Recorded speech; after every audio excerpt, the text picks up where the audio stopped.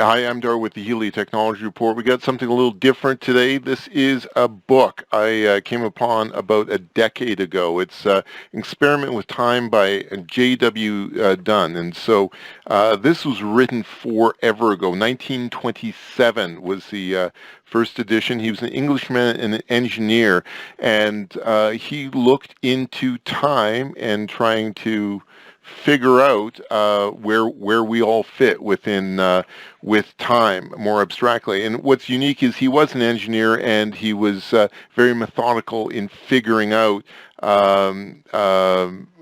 putting experiments in place that could be reproducible and he could come back to. And a lot of people back at that time of the early 20th century followed him. So I'm going to go through the introduction here, and then God willing I'll be able to go through. You can probably find this on Google. It's been out of print forever, so it might be a little bit difficult to find, but it was extraordinary when I found it. An Introduction to the Third Edition. An Experiment with Time was published on the 1st of March 1927. It has passed through 2 editions and a reprint without any substantial alterations. For this 3rd edition, I have thought it advisable to overhaul the book from beginning to end. I have inserted about 80 pages of new matter, including a new chapter 11A, and have done my best to simplify still further the arguments in the analytical chapters. The most important addition, however, is Appendix III, which deals with a new method of assessing the value of the evidence obtained. This amounts, in effect, to a new experiment of very great potency. The general reader will find that the books demand from him no previous knowledge of science, mathematics, philosophy, or psychology. It is considerably easier to understand than are, say, the rules of contract bridge. The exception is the remainder of this introduction.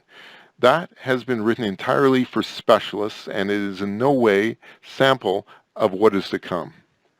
Multidimensional worlds of the kind beloved by mystics and dating back to the days of the Indian philosopher Patanjali have never appealed to me. To introduce a new dimension as a mere hypothesis, i.e. without logical compulsion, is the most extravagant proceeding possible. It could be justified only by the necessity of explaining some insistent fact that would appear on any other hypothesis miraculous. And a new and still more marvelous miracle would need to be discovered before we could venture to consider the possibility of yet another dimension. Even then, the major difficulty would remain to be overcome. For why should the, say, 5-dimension observer of a 5-dimension world perceive that world as extended in only 3 dimensions? The universe, which develops as a consequence of what is known to philosophers as the infinite regress, is entirely free from the foregoing objections. This infinite regress, I may explain to the uninitiated, is a curious logical development which appears immediately one begins to study self-consciousness or will or time. A self-conscious person is one who knows that he knows. A willer is one who, after all the motives which determine choice have been taken into account, can choose between those motives, and time is, but this book is about that. The usual philosophic method of dealing with any regress is to dismiss it with the utmost promptitude as something full of contradictions and obscurities.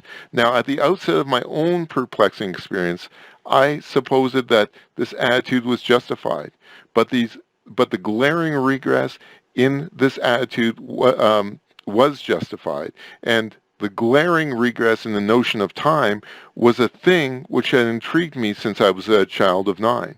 I'd asked my nurse about it. The problem had reoccurred to me at intervals as I grew older. I had trouble enough without this one, and I wanted it out of the way. Finally, I set to work to discover what were the contradictions and where were the obscurities. I spent 2 years hunting for the supposed fallacy. None, I think, have subjected this regress to a fiercer, more varied, and more persistent attack. These assaults, to my great surprise, failed. Slowly and reluctantly, I acknowledged defeat, And at the end, I found myself confronted with the astonishing facts that the regress of consciousness, will, and time were perfectly logical, perfectly valid, and the true foundation of all epis, epistemology. It was not, however, until years later that it dawned upon me whereas lay the full significance of any regress. A regress is merely a mathematical series, and that is merely the expression of some relation. But the relation thus expressed is one that does not become apparent until one has studied the second term of the series concerned. Now, the second term of the regress of time brings to light relations of considerable importance to mankind. It is the existence of these relations that the regress asserts, but the information thus disguised is entirely lost if we confine our studies to the opening term alone. Yet, that is what mankind has been doing. As soon as I realized this, I sat down and wrote the book. It contains the first analysis of the time regress ever completed. Incidentally, it contains the first scientific argument of human immortality. This, I may say, was entirely unexpected. Indeed, for a large part of the time that I was working, I believed that it was taking away man's last hope of survival in the greater world. J. W. Dunne, March 15, 1934. Extract from a note on the second edition. It has been rather surprising to discover how many persons there are who, while willing to concede that habitually observe events before they occur, supposedly that such privation may be treated as a minor logical difficulty to be met by some trifling readjustment in one or another of our sciences, or by the addition of a dash of transcendentalism to our metaphysics. It may well be emphasized that no tinkering or doctoring of the kind could avail in the smallest degree. If provision be a fact, it is a fact which destroys absolutely the entire basis of our past opinions of the universe. Bear in mind, for example, that the foreseen events may be avoided. What then is its structure? I would suggest that we are lucky on the whole to be able to replace our vanished foundations by a system so simple as the serialism described in this book. Anyone who hopes to discover an explanation even simpler would be well advised to examine his own statement of the difficulty to be faced, viz., that we observe events before they occur. Let him ask himself to what time order does that word before refer? Certainly not to the primary time order in which the occurring events are arranged.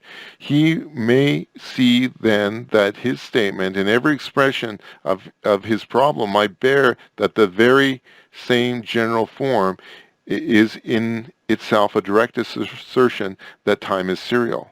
If time be serial, the universe, as described in terms of time, must be serial, and the descriptions to be accurate must be similarly serial, as suggested in chapter 25.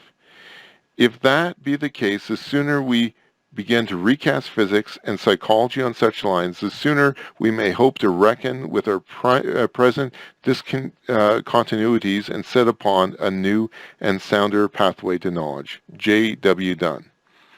Okay, so that's the introduction. I hope to be able to read more content and make this available because, as I say, I think it is incredible.